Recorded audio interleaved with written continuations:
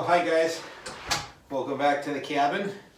I went ahead and got dinner prepared. I got off work a little bit earlier this week, so I was up here by about 5:30, maybe 6 o'clock. Threw a couple of brats on the grill, and I'm on a keto diet, so no buns, but I do have some sparkling water I'm going to drink with this, and we're just going to have a relaxing weekend. I'm flying solo this weekend. Nobody's with me. I'm going to do a little bit of cleanup around the cabin here. It's a beautiful time of year, this early spring. I look forward to showing you a couple different native plants that are here, some of the beautiful flowers and everything that are here. And talking about plants, YouTuber Jason Avers from Oklahoma sent us a pecan tree. And so I'm going to show you the proper way on how to plant a tree at your homestead or at your home. There is a proper way of planting, and if you want it to have the most likelihood to survive, I think you'll find this show interesting. So we're going to have a little bit of a blend and do a bunch of different things around the cabin and just have a really stress-free weekend, I think. So thanks for joining us.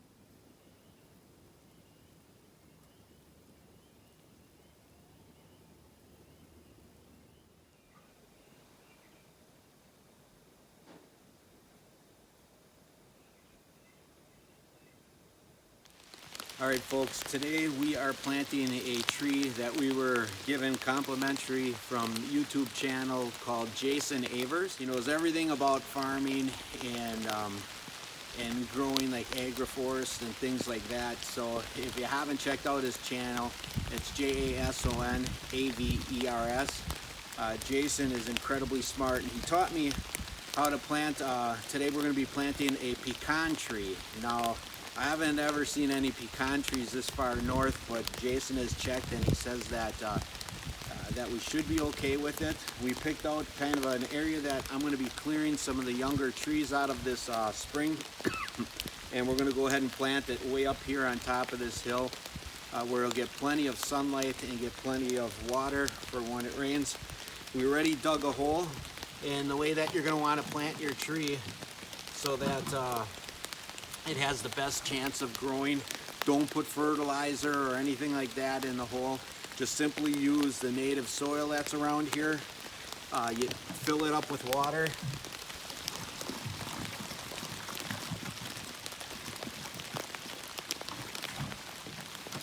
And then once you see we have the hole filled up with water, we're going to go ahead and create a mud pie with the existing soil that's around here.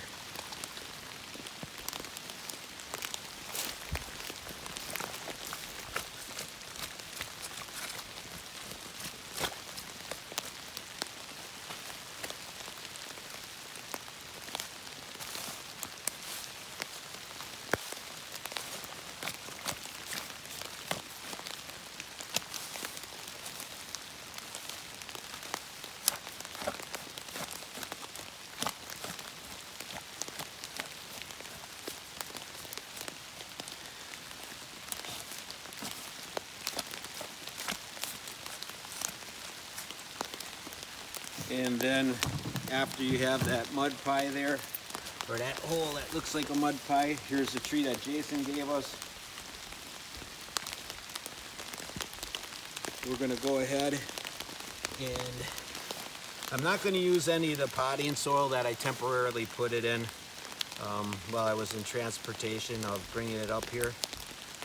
But I'm going to go ahead and then take this root base and just simply poke the tree in there, and then I'm going to mark it and I'm going to put a cage on here so that the deer don't eat it. And that's your proper way of planting your own tree. Jason, thank you very much. It's the first tree that I planted at the homestead.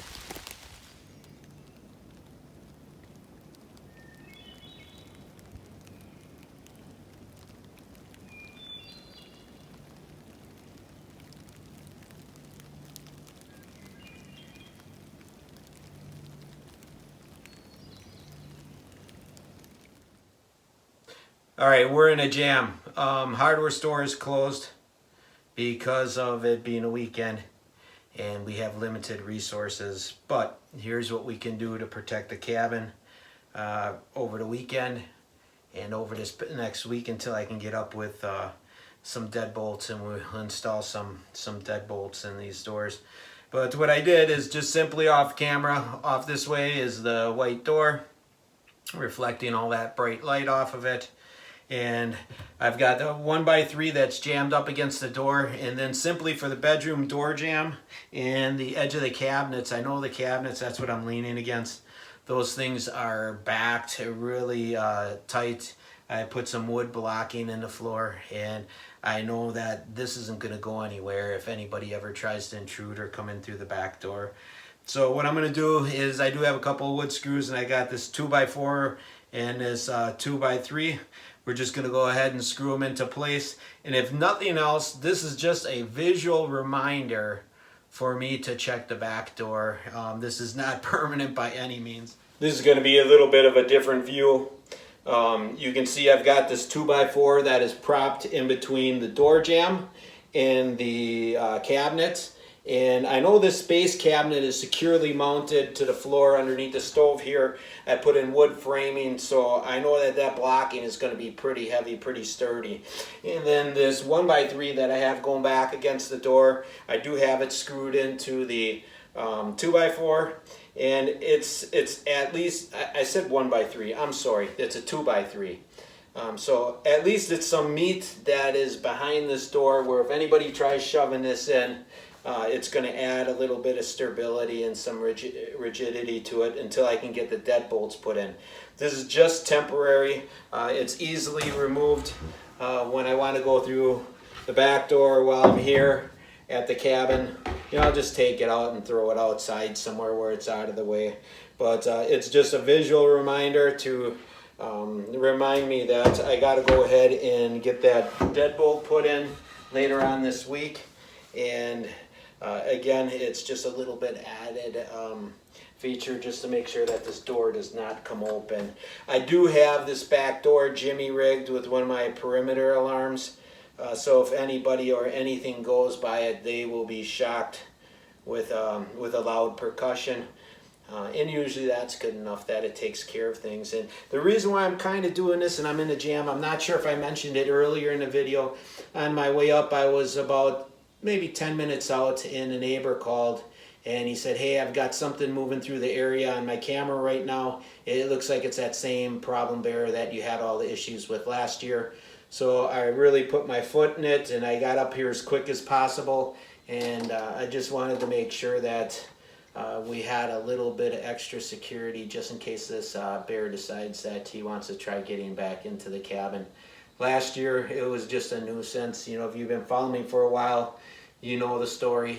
He was tearing off screens and doing all sorts of stuff.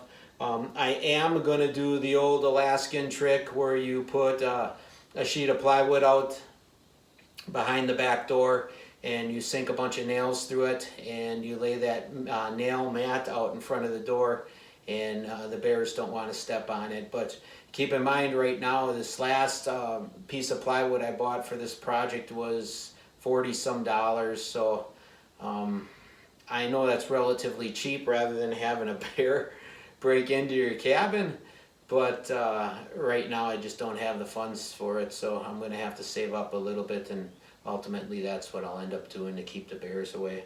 So just wanted to show you this little trick, and I think that's going to be about it for the work that I'm going to do at the cabin this weekend. I'm going to go ahead and get outside and take a drive and be able to enjoy some of the beautiful scenic spots that we have around here. And I think we're just going to call it a video. Thank you for those of you that have subscribed to the channel. I appreciate your support. It doesn't cost anything to subscribe. If you haven't subscribed yet, I'd like to encourage you to subscribe. All that subscribing means is it will send notification to your smart device or your computer and let you know the next time that I put out a video. And please share it with a friend. If you haven't shared with a friend yet, I'd appreciate it. I'm looking forward to having the channel grow, and hopefully I can help share some more ideas and things that I'm doing up here at the cabin. We'll catch you next time on Carl's Off the Grid.